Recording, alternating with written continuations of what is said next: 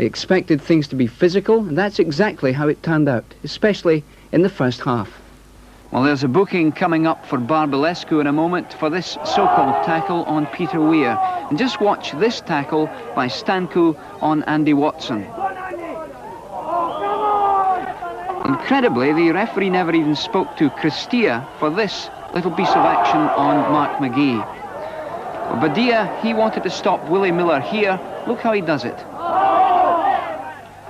Stuart Kennedy again found himself on the receiving end of this move. And just watch how number 4 has a little kick on the way past. So it was that kind of strategy which clearly bundled the Dons out of their stride from the word go. And when the Romanians went in at half-time, we were all wondering if that first leg league was going to be enough. The Arges goals came in the first half. Rugvi had fouled little Baluta on the far side of the park on the half-hour mark. And as the Aberdeen defender limped off injured, Badia quickly took the kick and Radu came in from the back to score.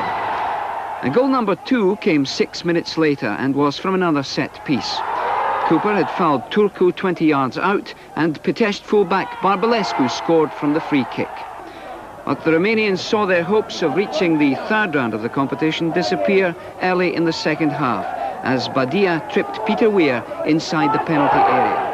And Gordon Strachan's nerve and shot were too much for Cristian to cope with. That penalty kick meant that John Hewitt's late goal was merely the icing on the cake for Aberdeen. Yes, and by the time that second goal came along, just 6 minutes from the end, the North Tonight news crew and me were in a fast car on the way back to Bucharest, 75 miles away. It was from the capital that we were able to beam our electronic pictures back to Aberdeen for North Tonight that night. And like the Aberdeen fans in the Pitești Stadium, we knew that Gordon Strachan's penalty goal had put the tie out of the reach of the home side.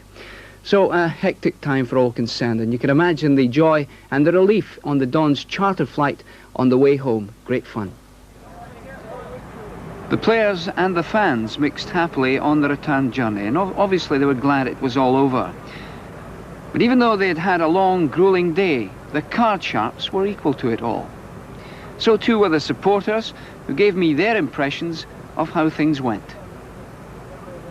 I suppose, like the rest of us, David, you must have been terribly worried the way things were going in the first half. I was indeed. I thought that playing defensively always is a danger for Aberdeen. I much prefer to see them going forward. After we'd lost the second goal, I was bothered. Actually, did you see any improvement coming up at all? Was there any hope, did you think, during the interval? Well, I always felt if they went forward that we would have no problems, because Peter Weir had the right back in a lot of trouble, and quite frankly, he could only stop him one way. David, I think it's been fairly obvious on this trip that you've enjoyed yourself immensely, and the Romanian fans responded to you, didn't they? Yes, very, very much. They've been very, very pleasant to us. They've been very kind. We gave them our scarves, you know, and they went down very well. In the first half, of course, they were on top of us and booing all the time, but in the second half they became very, very quiet. And there was a very, very friendly match. Very nice people. You think you've behaved yourself sufficiently to get back on another Aberdeen FC charter? Well, I have, but one or two of us, I think, got a little bit rowdy. Very good. Over to him. I thought if we'd come forward a lot more, you know, we wouldn't have been in any trouble, but I just thought I defended too much in the first half. So you're all set for the next round. Will you travel with the Aberdeen party again? Oh, certainly, yes. It was a great time. You enjoyed yourself? Fantastic. Yeah. The second presentation was to the man of the match, who was Stuart Kennedy. Stuart was rather lonely yesterday, we believe, so we bought him a real Romanian doll to keep him company in future trips. Well done.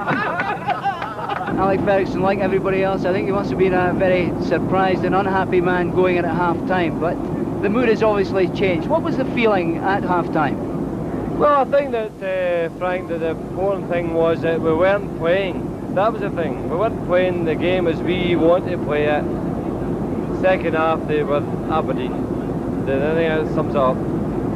They were prepared to take the shackles off themselves. They wanted to start playing and play the way they wanted to play. And they take the credit, the players, because it's hard to become 2 down and come back to 2 each. I mean, the manager has nothing to do with that. the players themselves take that credit. Yes, Alec, but the manager must have had a lot to say during the interval. One or two things. And obviously, Alec, they proved yet again that they can go to an away ground in Europe and produce the goods. Exactly. We've not been beaten in Europe yet, and that's a marvellous achievement. We're into the third round for the first time in the Cup's history. There's a lot of the big guns knocked out. Why can't we do well? Well, Alec, many congratulations. I think you deserve it. Thank you very much.